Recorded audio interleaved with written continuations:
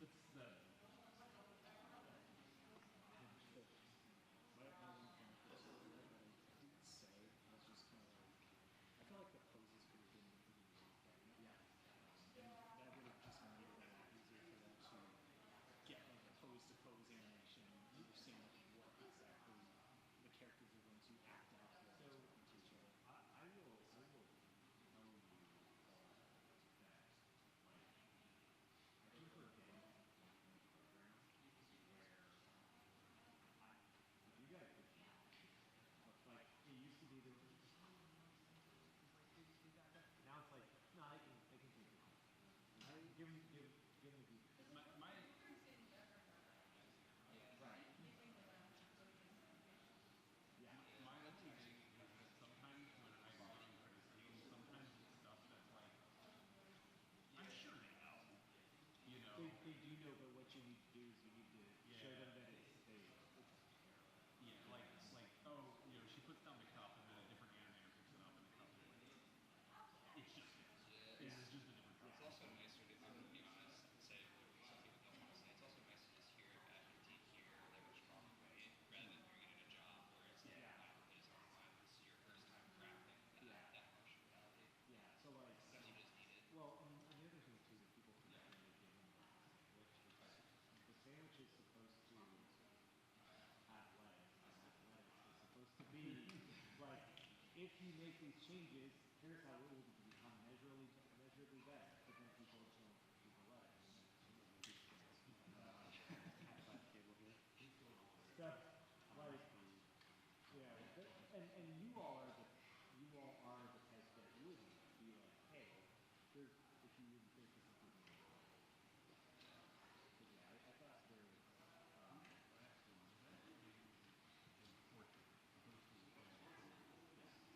Yes, and for the 3D. That was the exact Well, but it's one of those things where it's like you gotta let them know they got that. Who's the team lead that we got, right? Oh, that one. Oh, I think it was we decided that we're gonna do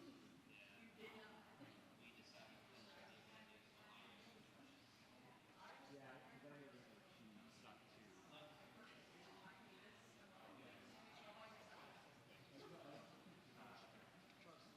because I think She wanted.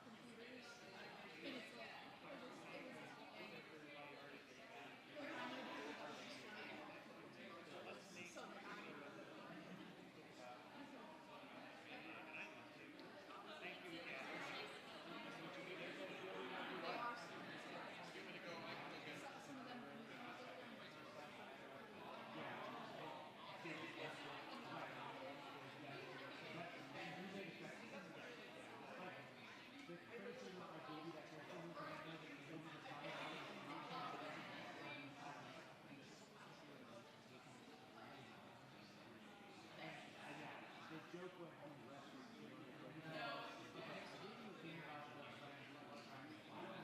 Let's you do that. We did. It's too much. So there was something on Fern. Oh, yeah. It was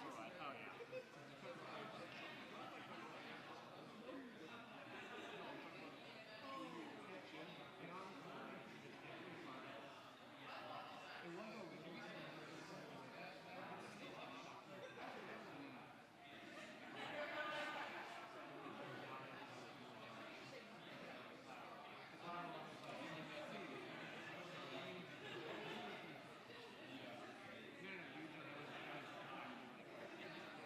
And the thing is, I also had them anticipate. Hey guys, consistent. well, it's even like We were. It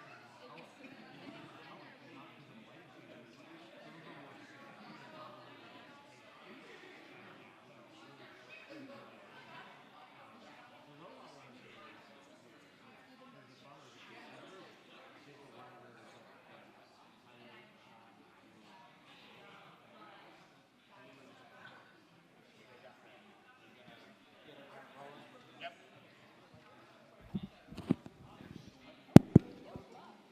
hello. All right, welcome to the last session of the day, which is for our senior capstone. So senior capstone is an important course in our curriculum. It is the course where the students come up with a project of their own creation, of their own vision, and assemble a team and do a full production, animated or game or otherwise, on their own. So this is completely, not bound by any rules or needs of the course, except to create a really cool meteor artwork of your own imagining. So we've got 4 really great projects today. So I will be quiet and I will let the first group, Hive World, come up and show us their awesome work.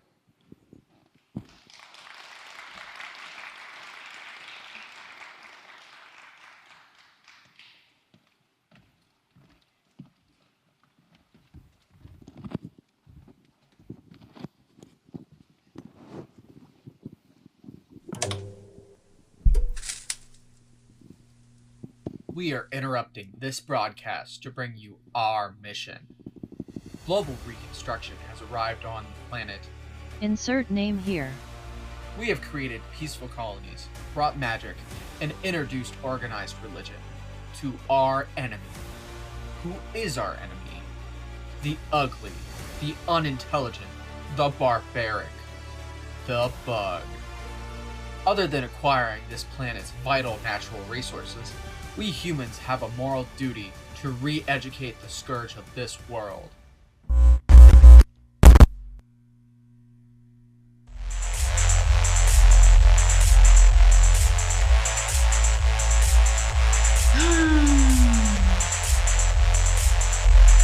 Hey, bugs.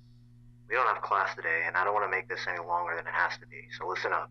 Today's our annual spell-off where you hormonal dummies get to kill each other, so prepare for that. Oh, yeah, and one last thing. A bug called Nessa. Come to the front of class. Oh, okay. Hello, Well, Mr. you're ugly. Principal. Anyway, I looked at your grades and saw they were in free fall. We strive for excellence from our students. For those that fall behind, well, we're just gonna straight up kill you. What? Huh? You can't tell me I have rights! You're a bug, you don't have rights. Yeah, you're a bug. You don't have rights. Besides, the alternative is to send you to you know where. Yeah, I think I'd rather die, actually. Don't worry, sir. I'll put her in her place. I'm sorry. Who are you? I'm, your top performing student. Whatever. I guess you two can be the first fight. Wait! No! Anyway, class dismissed. No! This is so pathetic. I really can't do this today, Becky.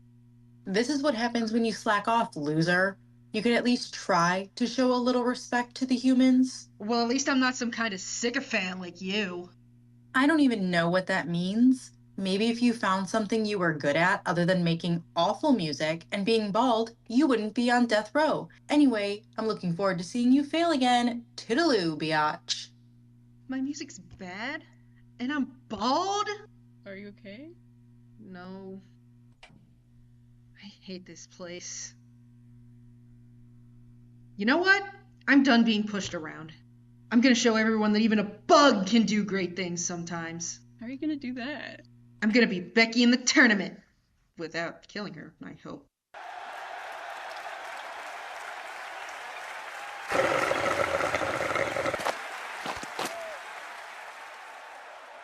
Those look ridiculous. What even are those?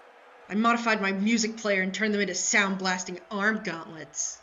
That is absolutely the dumbest plot hole ridden thing I've ever heard. But whatever. If you want to die today, I'm not stopping you.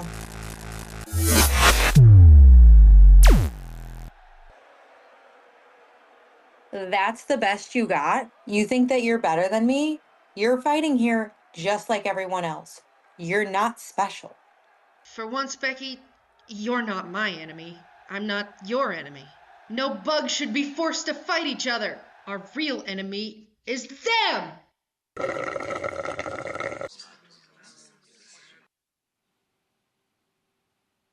If we stand together, we can make real change.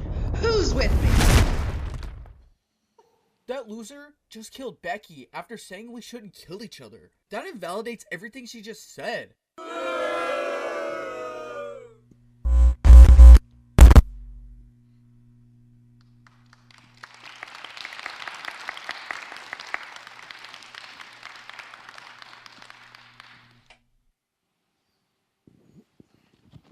Hello, my name is Jackson Stutler. I did audio, animation, as well as the lead colorist. Hi, I'm Chase Froman. I did character design, animation, and concept art.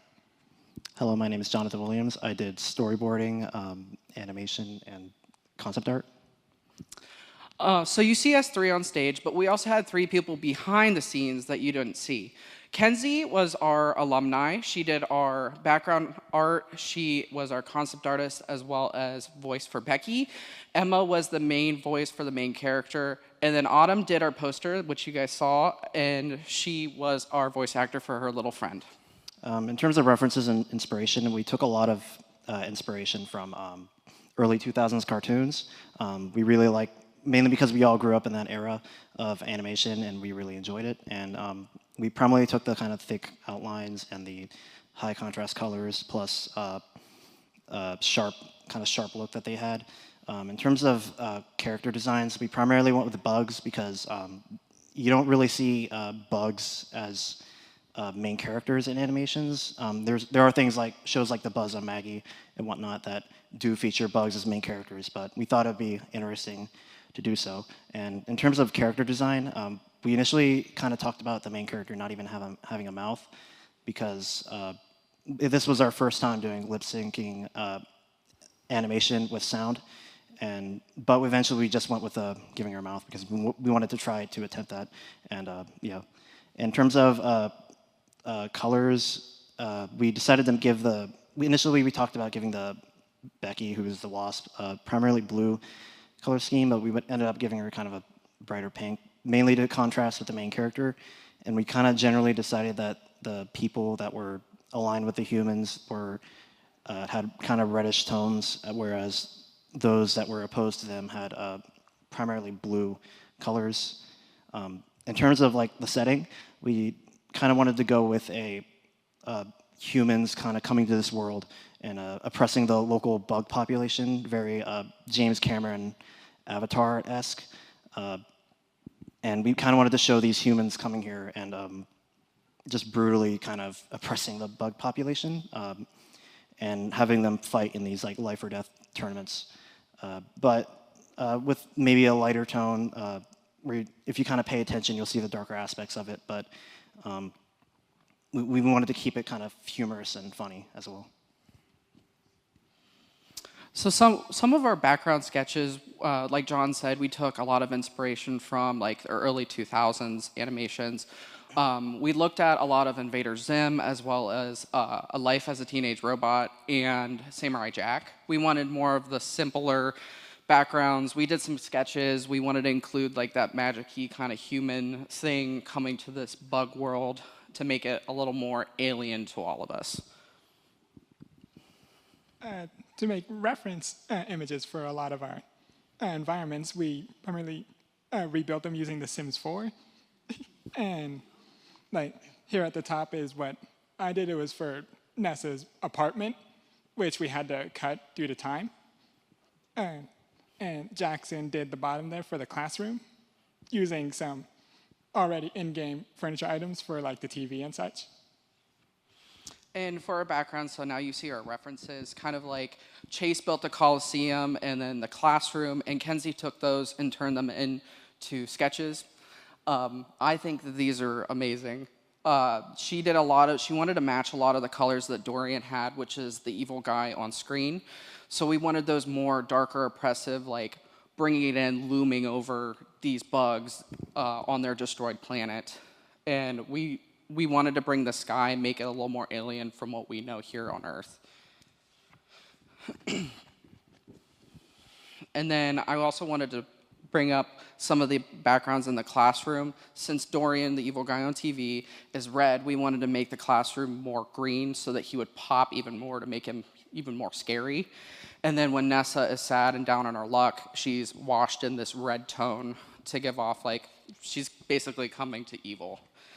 And then with our audio, I did audio. We did a mock-up, kind of like how Mass Effect does, and then you do your final voiceovers. And then we did color coding, so all the characters had their own colors, and they all talked over Nessa. So Nessa is always on the bottom. Everybody has priority over her.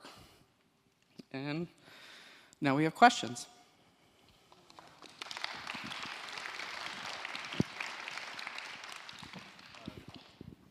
Oh, there it is. Right off the bat, I think this was really well put together. I think the timing was really good in a way that I think a lot of other student projects tend to not get quite right. I think that this one, it really understood the timing, and you should be proud of yourselves for that. And I also think that when referencing other animation styles, it's very easy to kind of just look like the thing that you're referencing. So like, other people might be referencing, one show and they just end up making that show again. I think you guys did a good job paying homage without losing its own identity and it being its own thing in the end. So I think you guys did a great job with that. Thank you. I can go. I think that Becky had a really good silhouette. It came across very strongly. Like her design came across, very much so like those rich snooty kids you'd see like from like Heathers or even like what's the Reese Witherspoon movie where she's a lawyer? I'm gonna feel stupid when I remember that. Legally Blonde. Yeah, thank you. Like she very much felt like that kind of character just from the silhouette alone. I think the shape language was really, really solid with Becky. I think when it comes to doing audio, you need to put a limiter on your mics. If you can't get your hands on like more quality microphones, a simple limiter that could even be a software limiter would help you a lot with like some of those peaks and stuff. I know I hate, and I'm sure everybody else hates, when you're watching something, you have to turn it up in the quiet parts and turn it down in the loud parts. Just don't make your audience do that. I think using The Sims as a reference was really, really smart. That's something I started doing when I was like 13 and started in digital art, was just taking screenshots of Sims 2 and painting over those. So I think that was a really good use of your resources. If you say, oh, I don't know how to draw like a room, okay, but like you have The Sims, you can get it for free. Sims 4 is free on the EA like Origin Store or whatever it's called now. So like go get The Sims. So like I think that was just like a really, really good use of resource, and that's something that a lot of people in this major can take away from, is that like there's not really a lot of barriers to say, no, I can't do this. Like we live in 2026, you can manage it. And I think that was a fantastic example of it. Thank you.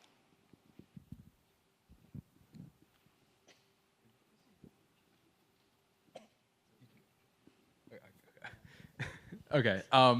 So I had a couple things, and maybe I'll just say two or something. The first thing I wanted to say is I did really like the humor. I think a lot of it was like on the nose, like when the jock at the end was like, "Wait, you killed Becky, so everything says invalid now." I think that's really funny.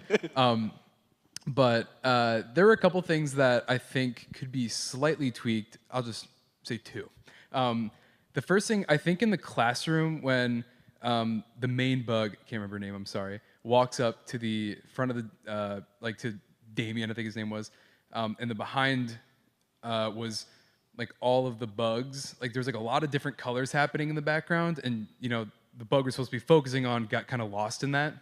And I think like if we're going, you know, back to those older style cartoons as a reference, I think those can be like a little flatter, like maybe like just less saturation, and you can still have like the details in there.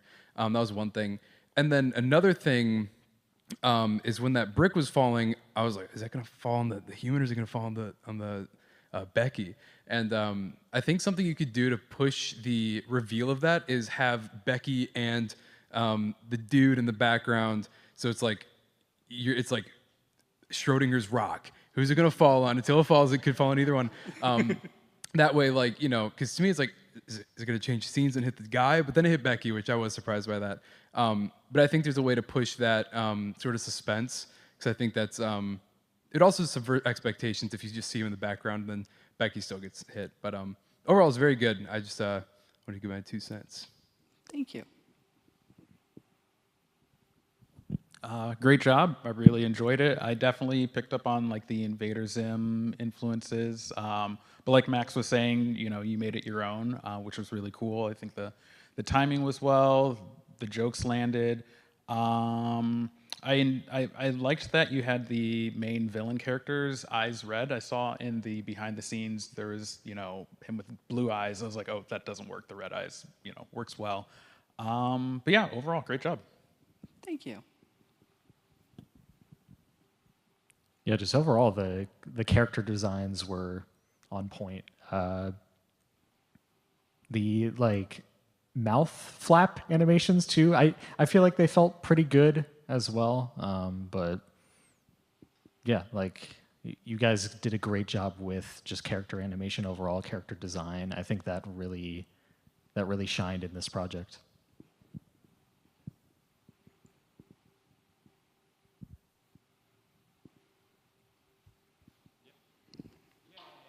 Yeah.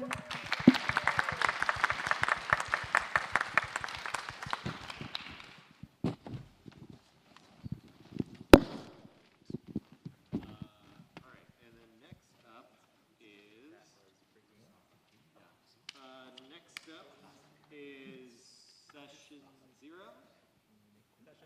Session zero, yeah, that's right. I was like, because I went animation game, animation. Oh, wait, no. Okay, yes. Oh,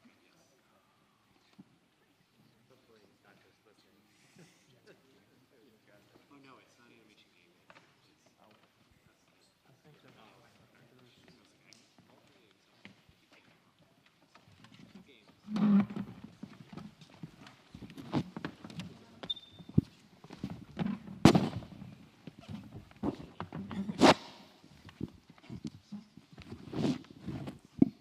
Saying names based off of that.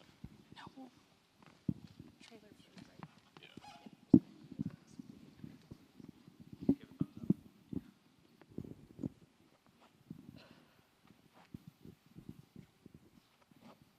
In every age, the world is tested. Darkness gathers and ancient evils stir. Peace trembles beneath the weight of monsters and villains. And yet, when chaos rises, so do heroes. Raz the brave, Talia the wise, Nyx the sneaky, Azalea Rose the powerful,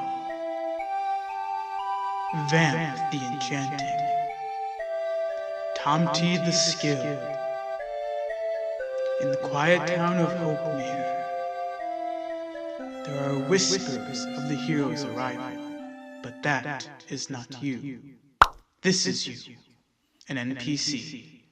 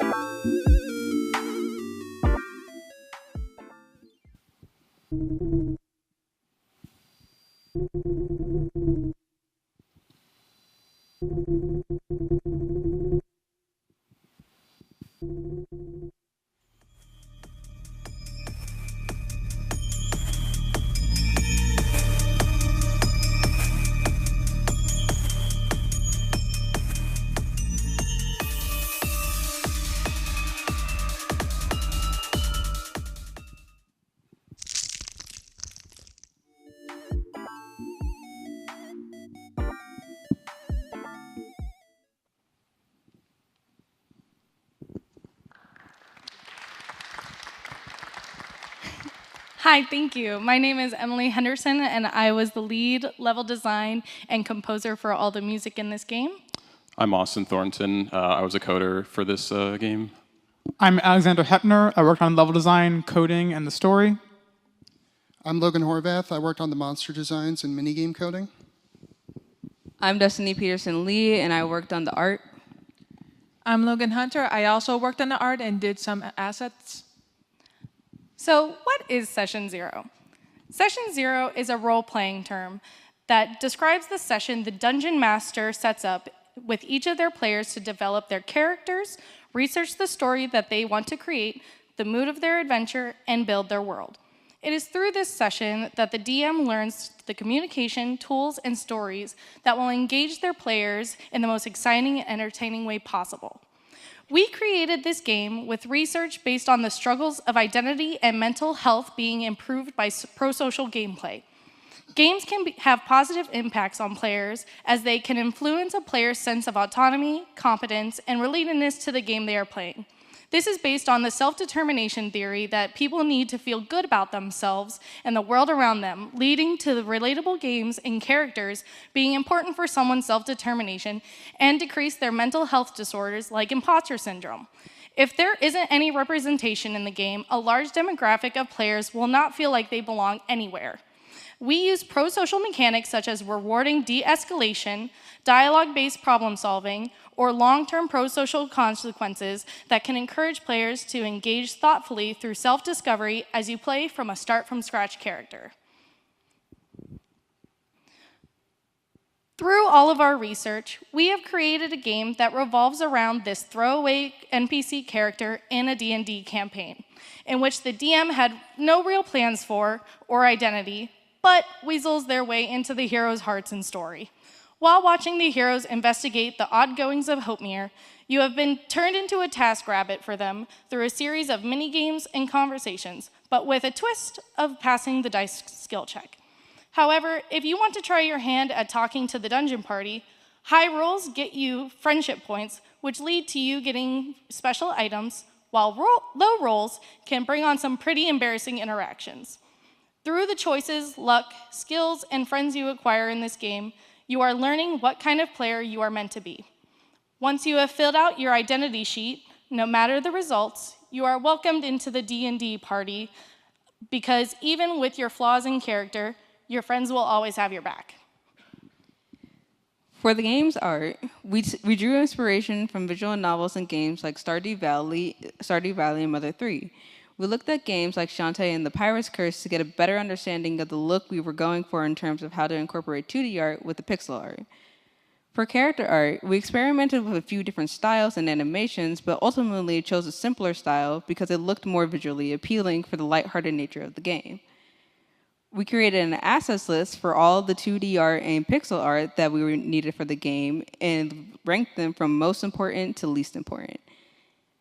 We split up the work between myself and Logan Hunter and assumed roles of who work on certain pixel art assets and who would work on 2D assets and backgrounds. We wanted to make a Game Boy Advance style game, so we looked up video game maps and layouts like Pokemon Ruby and Sapphire and Mother 3 for top-down RPG inspiration. We got an idea on how to make the maps interesting by having something to look at all times while playing the game. We also did plenty of play testing to make sure that there was always something to look at, as well as making the map smaller to scale, so you are not spending half the game just walking. We created our own tile maps and assets inspired by those games to get the style we wanted. Before we even started building our game, we did an IRL playtest, meeting up in one of the rec rooms at Kent to essentially do a playthrough of our game, with Alex taking the role as the dungeon master. This allowed us to get a better grasp of how our game works with the mini games and dialogue. We also had a few digital playtest sessions that include creating lists of corrections needed for each of the days in game.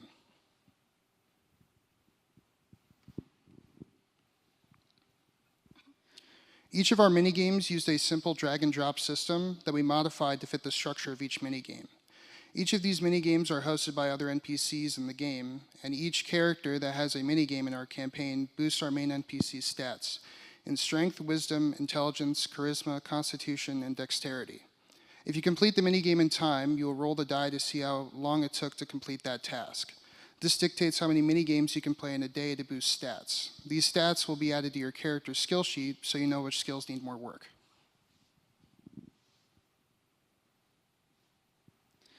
When creating the script, I wanted to focus on making each character unique and giving them flaws that the player can identify and relate to. Comedy was a big aspect as well. I wanted to ensure the script had humorous elements and had a lighthearted tone. The player's dialogue is purposely in summary instead of written out to make them feel even more like a background character. Creating the die mechanic was a big part of the game. As the player interacts with and gets tasks from the NPCs, they roll a die to determine the outcomes. The die takes the player's stats into account and adds it to their roll. The game tracks the player's stats as they gain them by interacting with the characters. Another big system in the game is time, which decreases as the player interacts. Players must manage their time as when they are out of time, the player must rest for the day. I used our cutscene system to create stories in the script for the player to experience. As they do different things, we have a code that tracks game states. The world will react to what the player does by noting which game states are true and false. The player also gains friendship points by spending time with the characters.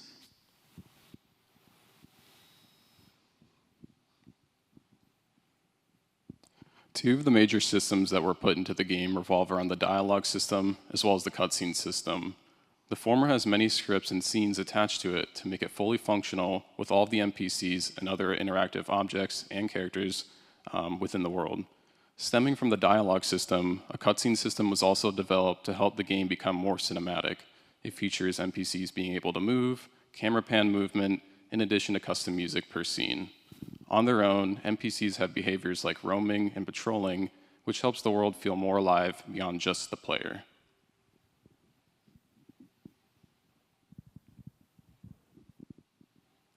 The minigame systems were built to be modular, so each game reuses the same core code for player input, scoring, and interactions. So instead of rewriting everything for each game, we created shared systems that each minigame can plug into and customize. For example, the blacksmith game is a simple clicking system where the input is tied directly to a score counter. The potion and farming games both use drag and drop, but they use different conditions. Potions will have to be placed on the correct shelves, while vegetables need to be placed into the basket. From a coding standpoint, this separates core functionality from game-specific rules, making the system easier to manage and expand with new mini-games in the future for future iterations of the game.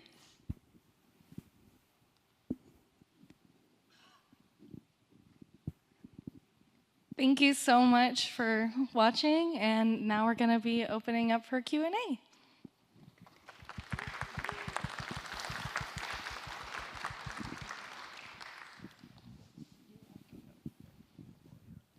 I'm going to lead off with a question.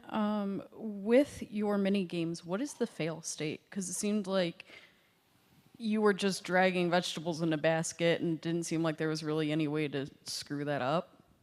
So there's actually a timer system for all of our mini games. What we have right now is our tutorial system set up. So all of the games are going to be time saved, so you have to complete it in a certain amount of time. If you do not complete the mini game in that time, you have now failed that challenge and you've basically failed your role. And so you do not get any points added to your skill sheet for that, and you have to roll to see how long you took to still complete that task, even though you failed to get your skill points for that challenge. Gotcha. So I work on mini games with WWE. It's a AAA title. We do it every year, and mini games are a big part of our game. And one thing that I'm working on in specifically is accessibility. Part of accessibility is removing timed mini games because we have a large audience of players that can't use a traditional controller. They may have cognitive dysfunctions that makes it impossible for them to complete a task in a timed, setting. I would highly recommend rethinking that. Timed is kind of a very old style of mini games. You see it in early PS2 games, early Xbox games, but not so much anymore because we're learning that it is inaccessible for a lot of our players. So I think when it comes to mini game design, we kind of want to look at different systems. We want to get away from button mashing. We want to get away from timed tasks and make it so, let's say if you mess up and put the vegetables in the wrong basket, maybe they're falling instead of just clicking and dragging. Kind of like that old Lilo and Stitch game on Disney with the sandwiches that's falling.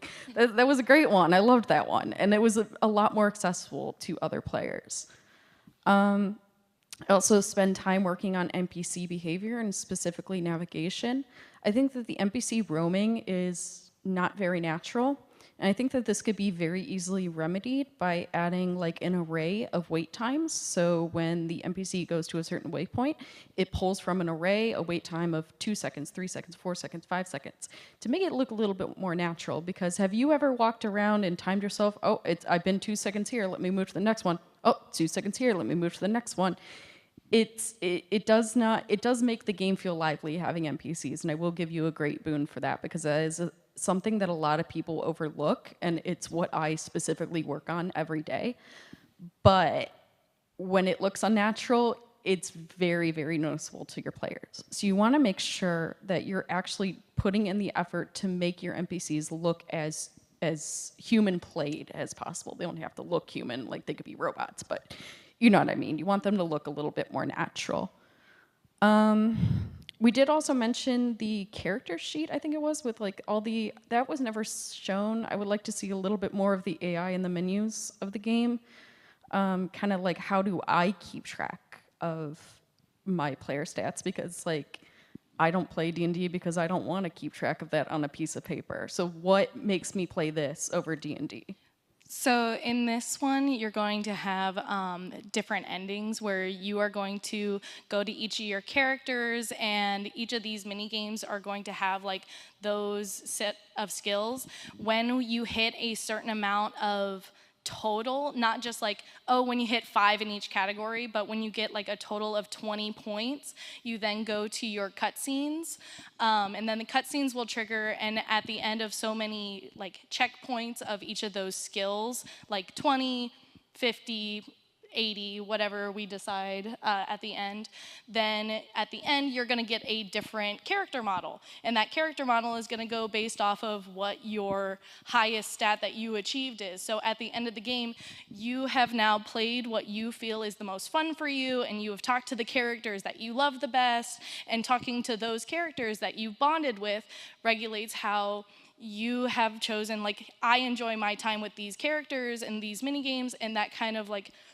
soft molds you into what your role should be. And so you get your little like tag at the end that is, hey, you now chose the rogue route, you chose the thief route, you chose the paladin route. And so those are the routes that you're going to hit at the end of the game. So I would like that system to be a lot more transparent to the player, and a good example of that would be like Cyberpunk. When you pause it, you see like the 3 different, your relationship with Johnny, your skills as a merc and then your skills as like a solo player? We have that in future iterations. We have it like Okay. set up and everything, but it just was due to time constraints. We were able to get it all set up, but we are going to be working on that in the future. Okay, perfect. Yeah, just make sure that we are making, because a player does not like having agency taken from them. If they didn't want to go the rogue route, and all of a sudden they did, they're going to be pissed. So make sure that that is transparent at all times to the player. Those are all really good points, and some of them were the points I was going to make too.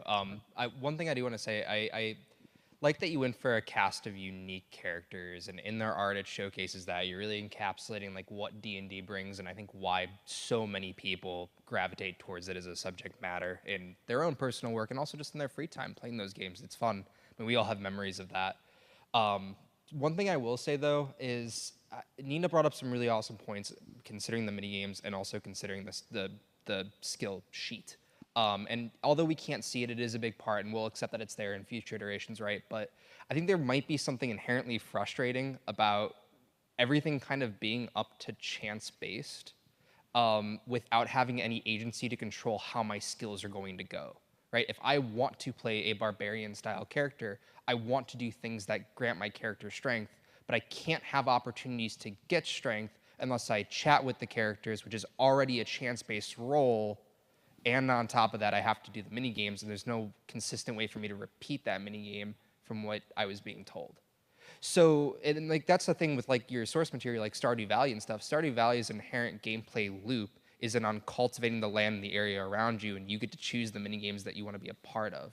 And I think it's cool to correlate certain mini games to certain characters, like the rogue's gonna have a sneaky one, the druid's gonna have the garden tending one, right? The blacksmith is gonna have the blacksmith one. All that is great, but I think if you're tying skill progression to these mini games, you need to make those mini games repeatable in some way, and that's going to result in the character min-maxing, but that's fine because that's the gameplay loop that your player is investing in, and that's okay. So I don't know if you have any way to repeat those mini games or control your stats. I just worry that if everything's a die roll and I just, you know, the code really doesn't like me today and I just nat 1 3 times in a row, like what can I really do about that? So one thing we have sort of for that is after you complete sort of all the tutorial days or you meet all the characters, you go through this repeating day where you're able to go to any of them and sort of focus on the characters you enjoy spending more time with. And even though there is the chance-based thing with that, you can go back and repeat and keep trying. And as you talk with them and do more of the mini games, you have a higher chance because your stats are higher to have more success with them and gain more favor, friendship with them, and increase your stats with them. Good to know. Thank you. I think that the gameplay here looks pretty good, and the like this footage that we have here of the actual game being played, I think showcases it really well. I don't think that your trailer necessarily does, because I think that it gets really slow at the start, and it doesn't showcase the kind of writing that I think we're seeing here. I think that if you could incorporate some more of this kind of gameplay into the trailer, I think it would go a long way. Thank you.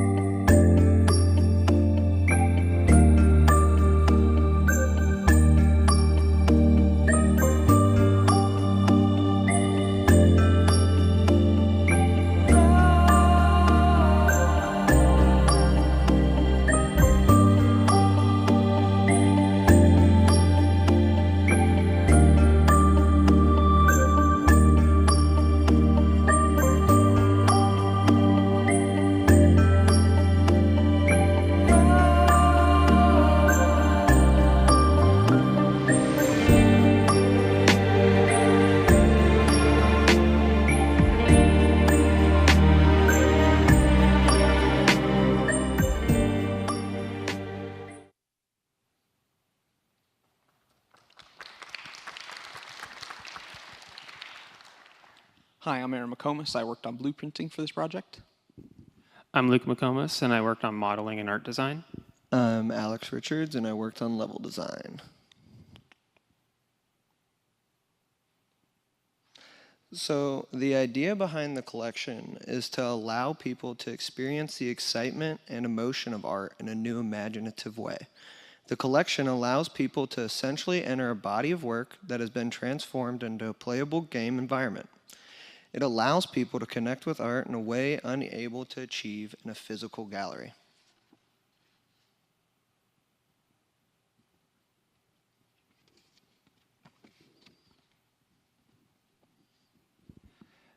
Yayoi Kusama's works were adapted in this level by showing the player what she views the world as, which is filled with polka dots. We wanted to implement one of her amazing concepts as a game element, which was the infinity rooms. The level was designed in a 3x3 grid with different works of art that were adapted from her, covered in polka dots, of course. And as the player goes around and explores the level, they will slowly fill in from being blank canvases into these polka dot colored environments. When you reach one of the edges of the playable space, you will seamlessly teleport over to the other side, creating the illusion of an infinite room. The polka dots were done as a reference to the fact that Yayoi Kusama has visual hallucinations of polka dots covering the environment around her, and she creates her works with those polka dots covering them. It took a while to create the infinite space to make it seem seamless and actually work properly, but eventually it did become perfectly seamless.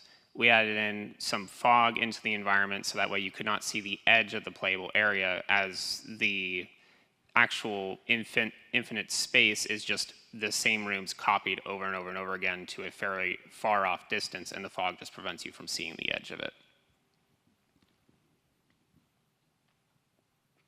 So the level that I worked on was Man-Eating Trees by John Sokol, who actually passed this February during development. He was also a graduate from here, KSU. My level lets you step into the world of his man-eating tree. Sokol used tar, which is typically derived from wood, in his original work, and it speaks to the viewer on a couple of different fronts, namely like environmentalism, capitalism, and overconsumption, where this work has like such a visceral appearance that we really just wanted to capture in gameplay. An obvious reference to, obviously, an obvious inspiration we used was the Lorax's Truffula Forest, where once the Onceler gets his hand on it, it starts from this beautiful dream wonderland into this sad hellfield. So as the player eats trees, it mimics that and the original artwork, where it slowly goes from happy yay to sad and bleak and, not fun looking. So for the actual gameplay, the trees just wander around kind of aimlessly, blissfully unaware that there's a tree-eating man nearby. And if the player gets too close, the trees run away from them. And as more of the trees get eaten, they kind of pull this sad move where they start to not run away as fast and kind of just accept their fate. And by the last couple of trees, when you walk up to them, they just don't move anymore. They just kind of wait there. Yeah. So the original design plan for Blue Poles level by Jackson Pollock was to create a traditional maze that has the player paint their way through an invisible level to reach all 8 poles shown in the painting. However, this design made the level way too cramped and static for a Jackson Pollock painting. And then on the sides, on the right there, you can see the starting building to create the walls for that environment.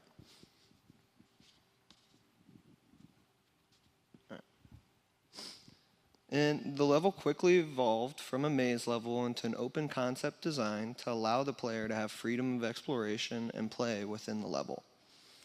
The blue poles themselves, shown the yellow in there just for building, are no longer a goal-oriented landmark, as it still allowed for an interesting play space with no pressure of completion.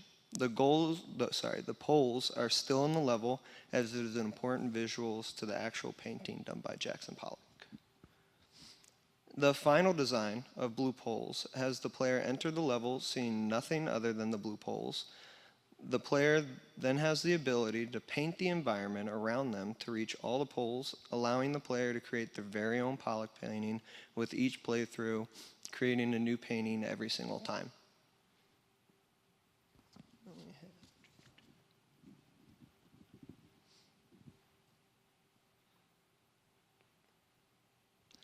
The Museum Hub was originally intended to act as the bridge between each painting, but to not only act like that, but to also act as like the bridge between the game's reality and the works that are featured in the collection, just with a very simple design that just breaks up the room very slightly. All right. And then after building the original design layout for the hub's design, we concluded that the original design on the left with all the art in there did not fit our gallery, as it didn't feel like we curated it for this for the collection. And so we made a pivot to showcase the assets and designs we used, curating a gallery of our own process for each body of artwork shown on the right there. And then that is it.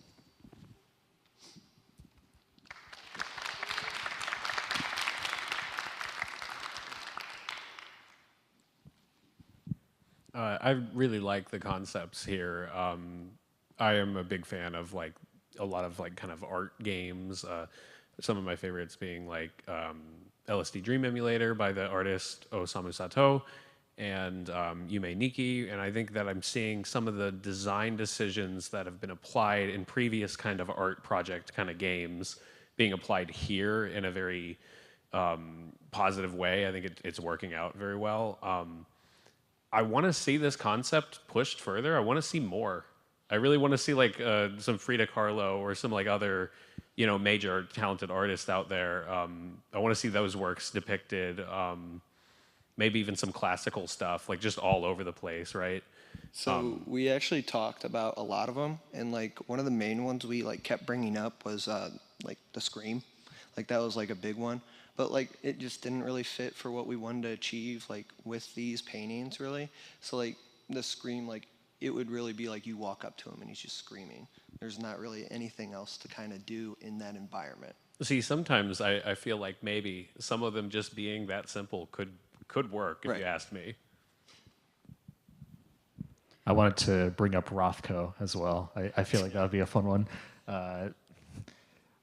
Like far on the spectrum of just like nothing representational at all, but yeah, this is really cool. I just like how each interaction, especially the Pollock one with the invisible poles, how it explores form in the same way that Pollock does in his painting. Really, like my only main point of critique is I feel like the visuals of the Sokol tree eating level could kind of fit his original art style a little bit more, but like otherwise, like this is really cool, and like you guys can build a lot on top of what you already have here. So I wanted to lead off with a question. How much research did you guys do on each individual artist? You want me to answer? Yeah. We each individually like did our own research. So he did John Sokol, Yuyoi Kusama, and then I did my research on Jackson Pollock, just because that's where we like mainly focused our like. Right, right. So in speaking about Yuyoi Kusama, she actually has an interactive exhibit where you get a sheet of stickers and can add those to art forms that are already in the space. And I kind of wish that we had that level of interaction with this. I feel like her level in particular just kind of feels like a walking sim. I do like the idea of the dots filling themselves in eventually, like as you go through this infinite world. But I feel like there's not really much to do with it, and it can get very boring, especially when her art is so interactive when she does display it herself.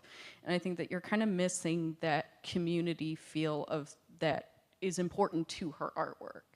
I think it's kind of like missing the mark with that. Kind of in the same vein is that I feel like the John Sokol level is kind of leaning a little too heavily on the source material. I did not get, overconsumption or kind of the Lorax story out of eating trees. It was just kind of like you eat trees, and well, Jackson or John Skolko was like, it's overconsumption. I'm like, that's great. I did not get that.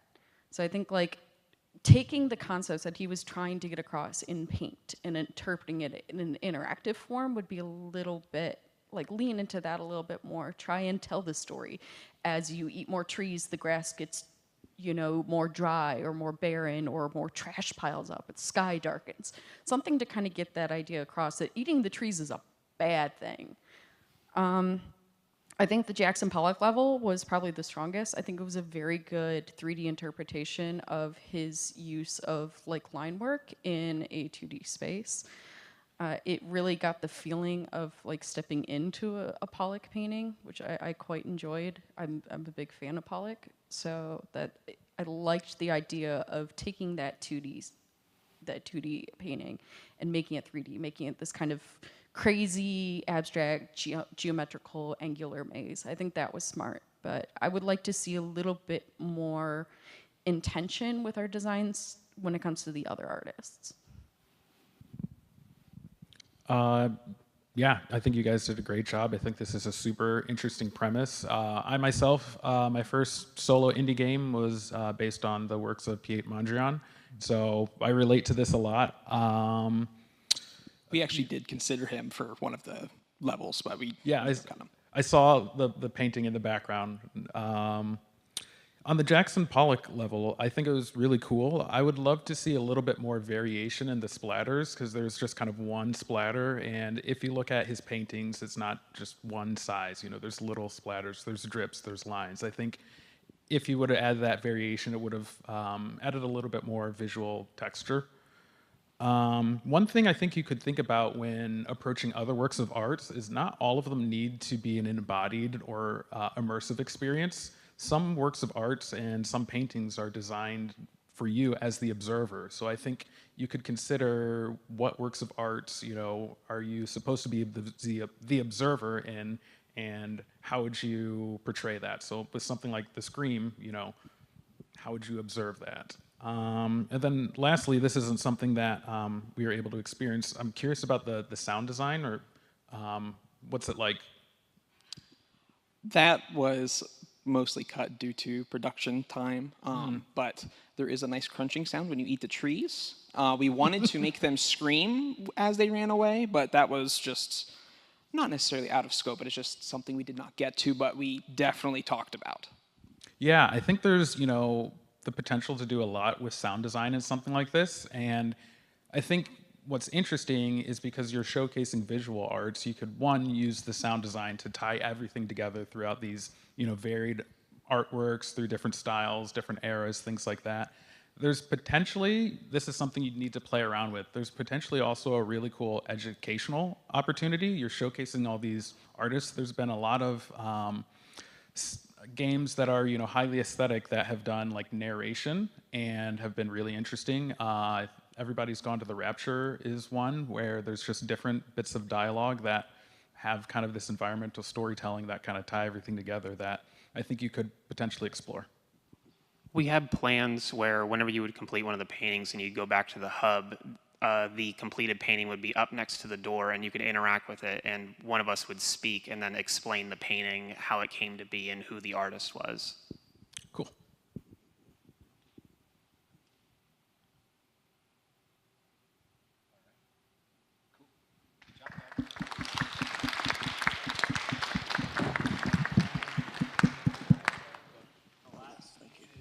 If I can grab it.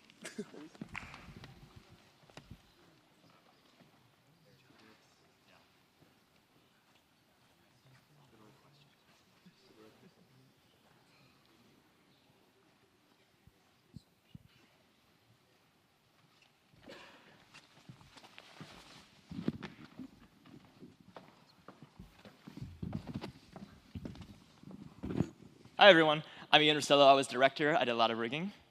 I'm Peyton Martin. I'm animation lead. I also helped work on scripting and concept art. Hi, I'm Emily Holub, and I was the sound lead and main editor for the project, and I helped create most of the interior environments. My name is Jacob Tansky. Sorry. My name is Jacob Tansky. I was the lighting lead, and I worked on animation and environment design. My name is Luke Mangieri. I was part of the animation as well as asset designing. And this is Better Life. I hope you enjoy.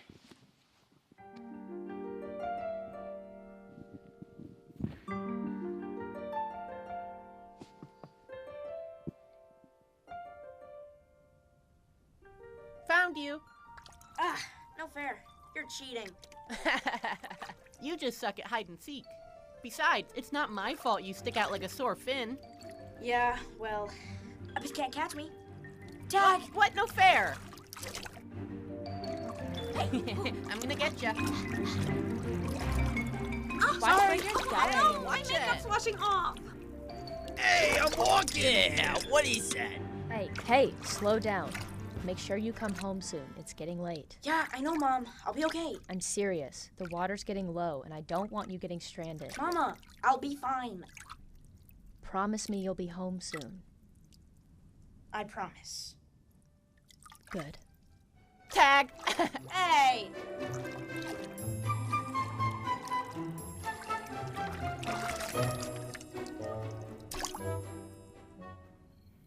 Later. Bye.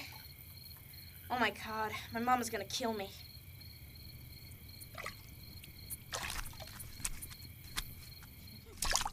Whew, made it just in time. Sorry, wrong nest.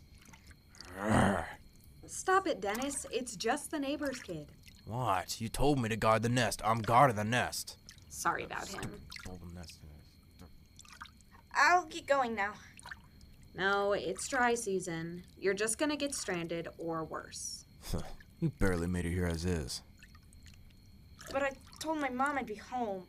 She can wait until the water levels rise. Besides, I'm sure she'd want you alive.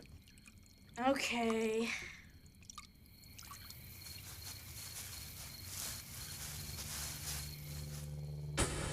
It's humans. Hide! What are you doing, kid? Get out of there. Ah! Help! Help! Something has me! Anyone? Can anyone hear me? Please, I'm trapped! Where am I? I can't see. Stop! Put me down! Can you hear me? Hello? Anyone? Wait, no! Whoa, hey, there? hey! Focus Get on me. away! Let me Look go! at me, honey. I wanna go home! Use me to Let orient me out! yourself. Let me go! What is There that? you go. Who's there? Where am I? You're in the pet store, sweetheart. Pet store? You're safe. Just stay calm and don't let this place get to you, all right? You don't want to end up like that guy over there.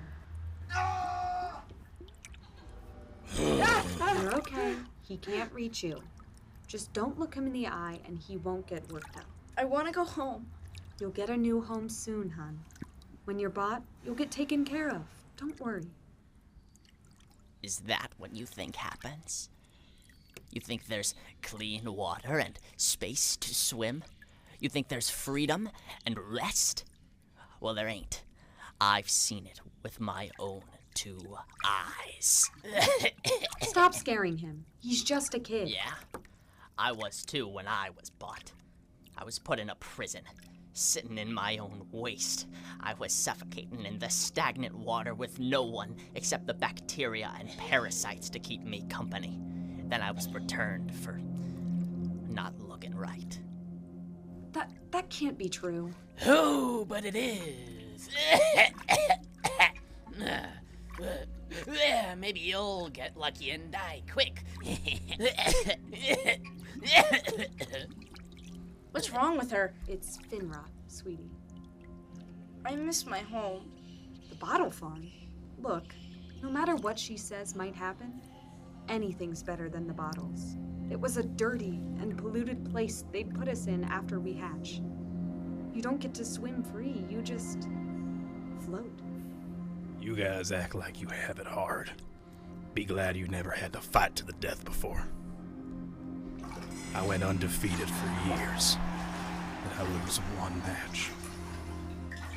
Now I'm here. No, I don't know about any bottles or fights or anything. I just miss my home. I miss the marsh. What's wrong? Wait, you lived in the wild? Yeah? There's green everywhere back home.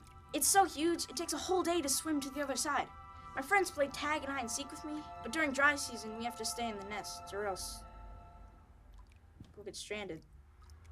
Your home sounds beautiful. Ha! That can't be real. Can it?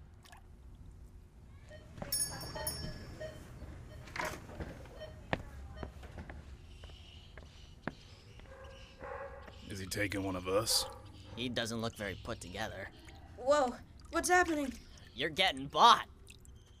Just stay positive, bud. You'll be fine. How do you know that? We don't. All we can do is hope he makes the best of it. And that he never gives up on himself.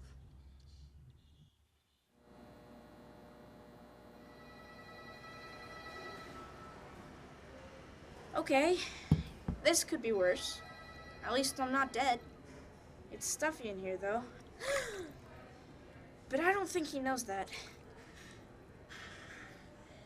He actually looks kind of sad. Maybe I can cheer him up? I just need to get his attention.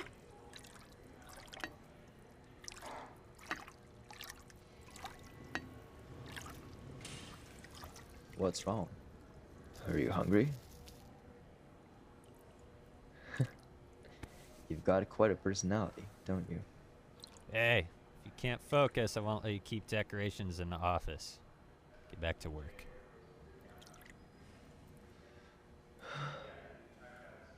I guess we could both use a bigger tank.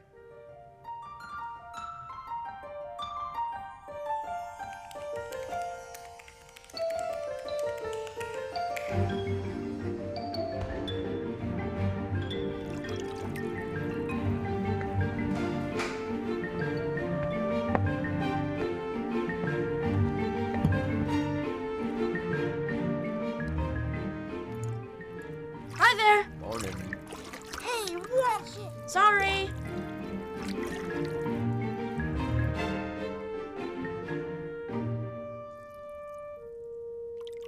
Hey, Mom. I found my way home.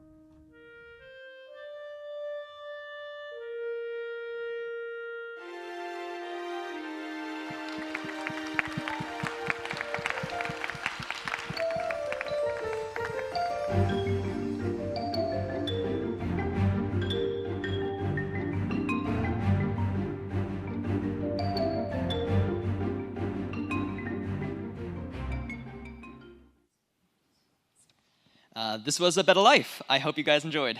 I'm sure we're all familiar with the fish in the cups in the pet store. There's a plethora of information and guides on caring for these little guys, but oftentimes a new fish keeper, a parent, or a teenager wouldn't know to even look for that information, leading them to unknowingly mistreat their pet fish. But the strength of our medium and storytelling through animation is that we can gain the opportunity to share this perspective to a broader audience and paint vibrant color in the corners of our world that we often grow content with leaving dull. When gathering research for this project, an aspect we noticed was how animation and film have the ability to shape the interests of the general public. For example, we found that after Bambi released in 1942, deer hunting popularity noticeably declined. Our intention has always been to spread meaningful information exemplifying the qualities and mistreatment of betta to improve fish keeping practices among our audience. By nature of the story we wanted to tell, we were going to be animating a lot. When building the rig, I needed to prioritize efficiency and ergonomics. The main controller of the fish is in its head, and each of the bones off of it, body all the way to the fins, have dampen tracks to create secondary motion off of one controller. Each of them has rotation controllers for fine-tune adjustments as well. You can see here that only the head controller is keyframed right here, everything else is moving off of that. We also have facial shape key controllers where within we can adjust eye shape, mouth shape, and phonemes for lip sync. Each of these also have an individual controllers for fine-tune adjustments as well. Each fish uses the same base rig and model, which means we can save time by making one texture for all of them. Each fish shares a normal map and a roughness map, which creates scales through manipulating the way that light bounces off the surfaces. As animation lead, I had the responsibility to direct each member in what sequences they should animate based on their existing workload and the complexity of their shots. Whenever members finish animating their shots, my job is to go into their scenes, tweak animation errors, and add polishing to ensure that the entire film is cohesive and has a unified style throughout, while allowing the others to work on aspects of production that they're more comfortable in. Each of us worked on sections of animation to prepare them for Peyton. That way he would have less to do in each scene when he started animation smoothing. Once he's caught up to our scene, we would be freed up to work on other parts of the project, like asset design. This workflow lets us make a cohesive project and let each of us have a part of all parts of the project. Yeah, to accomplish this, we used separate Blender files and linked our rigs and environments into one animation file. This let us work simultaneously without overriding each other's work. This way we can make prototypes of our rigs or environments to start animating with and continue pre-production throughout the semester without limiting our ability to animate or make progress. When designing the outdoor environment, we wanted to extend the painterly look of the betta fish models, so I used brushstroke tools to design seaweed and sticks, along with paint systems for rocks and ground planes. This created a very natural look that matched the art style of our project. The lighting in our water scenes relies on the volume boxes to create the effect of being underwater. Using Fresnel materials for the water planes gave us realistic caustic effects, reflections, and shadows. We also applied different colors and temperatures to set the mood, starting out with something warm and vibrant, transitioning into something more dull and cold, and then returning to a more warm feeling at the end.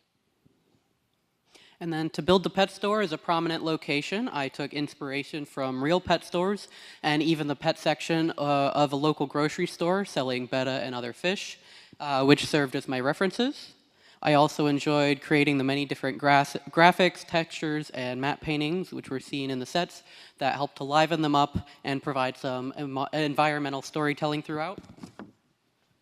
And then in terms of sound, we recorded all of our dialogue over the course of 3 sessions after we finished the animatic.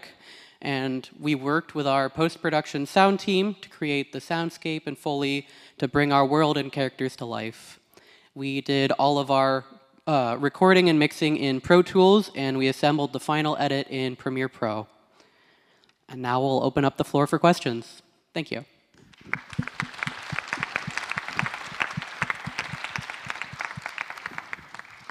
Guys, this is wonderful. Like, this is awesome. Everything from your process, super smart for you to utilize the same rig.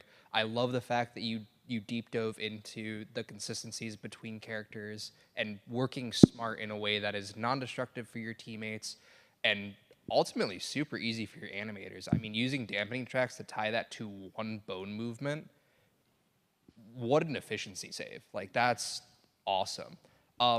I have a tough time finding anything to critically critique beyond the fact that because you made so many advancements in saving time in the front end, it feels like there could have been some more time for polish. You opened everything up to blend shapes, and now that I kind of see it, it's like you can kind of see a lot of repetition in just moving those blend shapes around. And there probably could have been some more like fine-tuning here and there, but man, I am deep diving to nitpick something that was handled very well. So kudos to you guys, well done. Thank you very much. So, like, this is something nobody at Kent State during the showcase has managed to do, is make me cry. I actually rescue fish. I rescue betta fish all the time. I'll see them like dying in the cup, and I come home and I got another betta fish. So like, this is something I'm really passionate about, and I do hope that after maybe a little bit of polish that you guys put this on YouTube or somewhere that like the greater betta community can start sharing it around, because I do think that it is a problem that's endemic to, you know, home aquariums, is that people think a betta is easy and they live in puddles and they don't need filters, or, you know, that's not true at all. They're a quite difficult species, but they're very worth it. And so I'm very excited to see you guys kind of take that educational aspect to try and protect even our littlest little friends. When it comes to critique, I think that kind of what Joey said is that working more on the back end, the post-processing, a little more VFX, a little more bloom, a little more depth of field one of the things I really love about having an aquarium is just kind of the surrealness of it, the beauty of it, the way that the lights hit the plants and stuff. And I'd love to see that kind of reflected in this. I also think some of the voice acting was a little dull. It could have been more emotive, more exaggerated, but of course we are not all professional voice actors.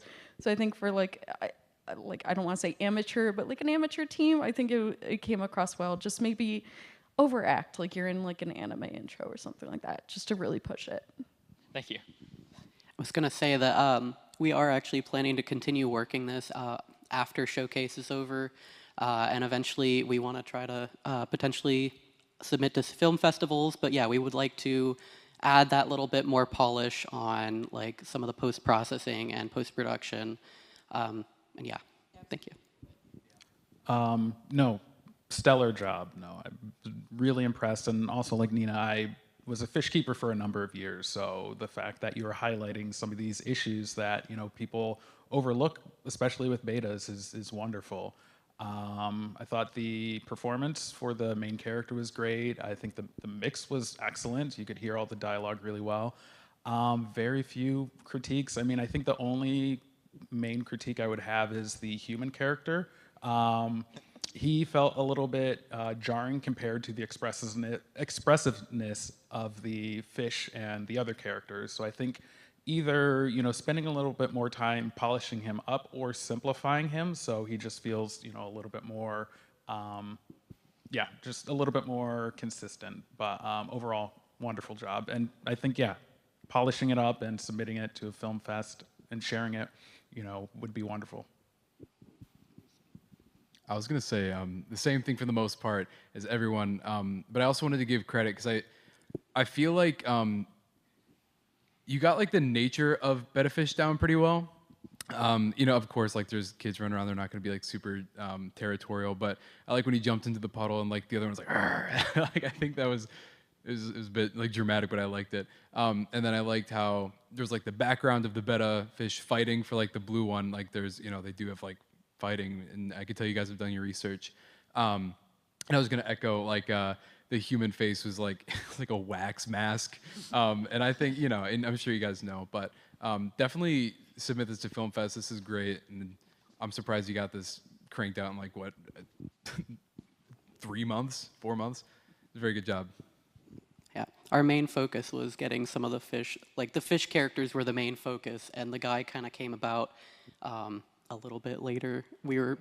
He wasn't initially in the script, and then we ended up making another version of it where a human was, because it was supposed to be like how he says, oh, we both need bigger tanks. Like it was nice to have another character to kind of bounce off of the main character's like motivations. They help improve each other's lives. And human was a little late in production, but we to still make got a him better in. life. We still got him in though. It's a good choice.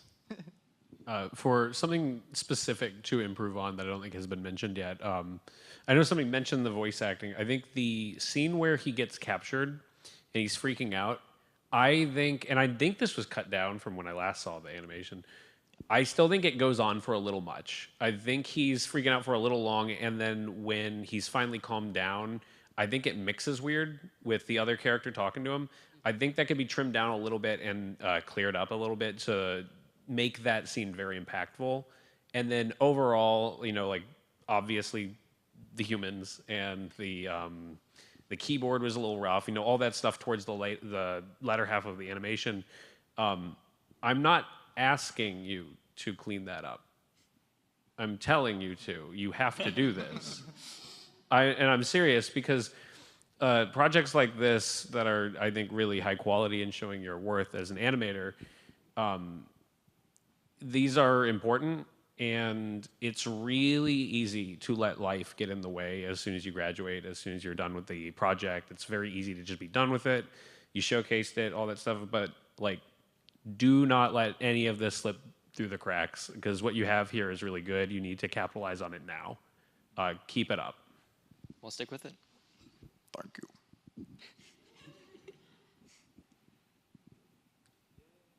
you.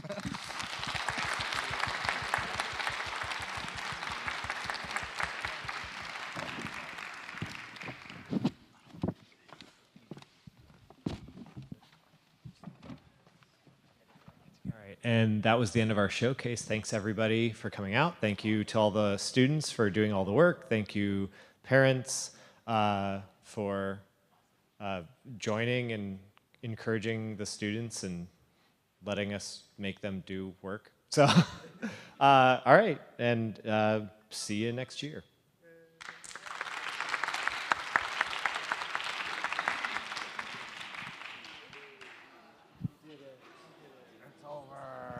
I can see why you last semester you were so like, oh no.